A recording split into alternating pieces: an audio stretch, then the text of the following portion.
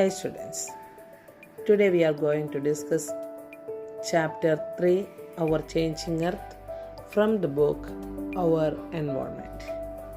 This chapter provides various information about the formation of lands, earthquakes, landslides, volcanoes, etc.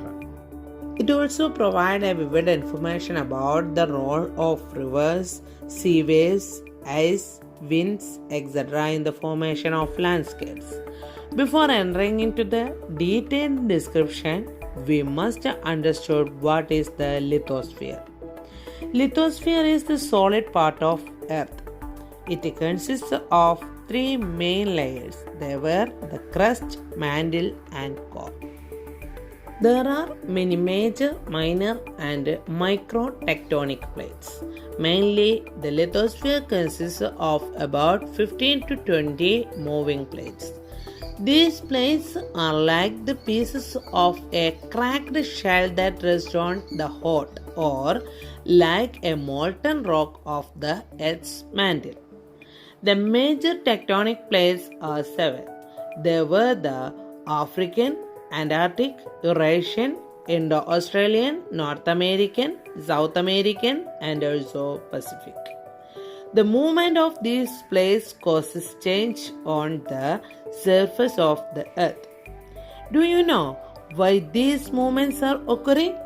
These movements are occurring on the basis of the forces which happen on them. There are two main forces caused for these movements. They are the endogenic forces and also the exogenic forces. Then what is the endogenic forces? The endogenic forces means the movement origin from inside, and the exogenic forces means the movement origin from outside. That means endo means the inside and exo means outside. Endogenic forces sometimes cause due to the sudden movements, for example, weathering, earthquakes, volcanoes, etc. Then what is the volcano? Volcano is a vent or opening which creates in the Earth's crust due to the eruption of molten material suddenly. Then what is the earthquakes? When the lithosphere plates move suddenly, Earth also vibrates. These vibrations may move to all parts of Earth. These vibrations are called earthquakes. The starting point of this movement is called focus. The place on the surface which exists above focus is called the epicenter. The earthquake waves can be divided into three types. The first one is P waves or longitudinal waves. Second one S waves or transverse waves. Third one L waves or surface waves. A longitudinal wave is a wave in which the vibration takes place in the same direction of wave through the inner layers of Earth. Example, sound wave. The transverse waves are that the particle motion being perpendicular to wave motion, and the surface waves are the waves which travel across the surface. It happens when the focus of the earthquake is close to the Earth's surface. Therefore, this type of earthquakes cause more damage. Now we learn about the sudden movements and also its cause, endogenic forces. So, what were the sudden movements? The sudden movements are volcano, earthquakes, etc. Volcano is the opening which caused on the earth crust due to the sudden eruption of molten magma. Then earthquakes. Earthquakes are the movements of earth plates. It may be the sudden movements. And three types of movements are also we learned. That is the P waves, S waves, and also the L waves. Then we also learn about focus. What is the focus? Focus is the center point where the earthquake is origin. Next, we are going to learn about the exogenic forces and its results or its effects. The exogenic forces caused to many major landforms. Mainly the landforms are creating through two processes. First one is weathering and second one is erosion. So the two processes of the creation of landforms are the weathering and erosion. Then what is the weathering? Weathering is the breaking up of the rocks on the earth's surface. Then what is erosion? Erosion is the wearing away of a landscape by different agents like water, wind, etc. These eroded materials may be deposited in any other places, and this may cause to the origin of different landforms.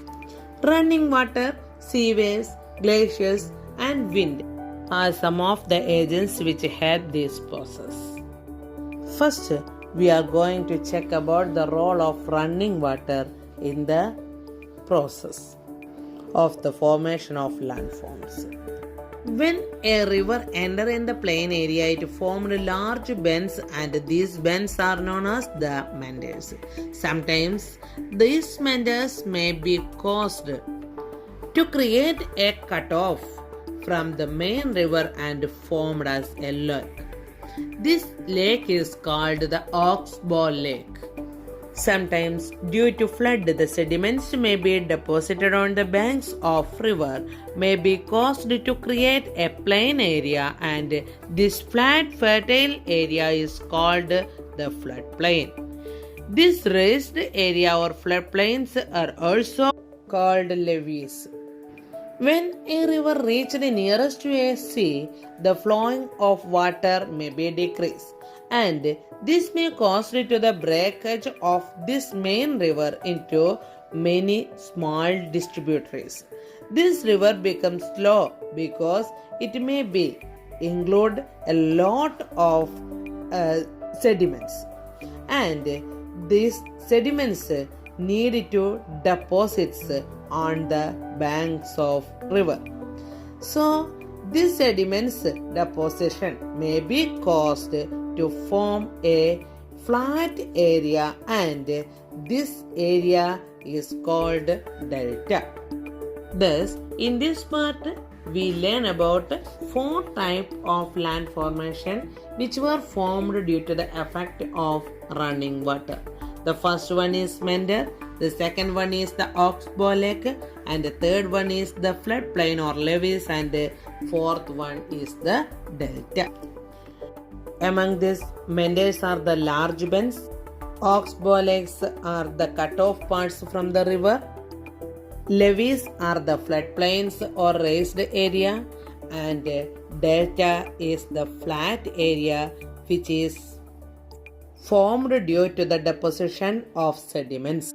Likewise, due to the erosion and deposition by sea waves may be resulted in the origin of coastal landforms. Sometimes sea waves may be continuously hit on the rocks, and there may be develop some cracks, and later it may be changed to great hole like a cave in this rock. This formation is called the sea caves. In such caves, the sea waves may be deposited, the sands, small stones, etc. continuously, and therefore the caves may be filled with the sediments except the roof portions of the cave, and this may be resulted in the formation of sea arches. Sometimes again the erosion may be happened continuously, and the roof may be break up, and then the walls of the cave only remain. This feature is called stacks. The steep rocky coast rising vertically above the seawater is called sea cliff. The land formation is also happened due to the effect of the age and the glacier.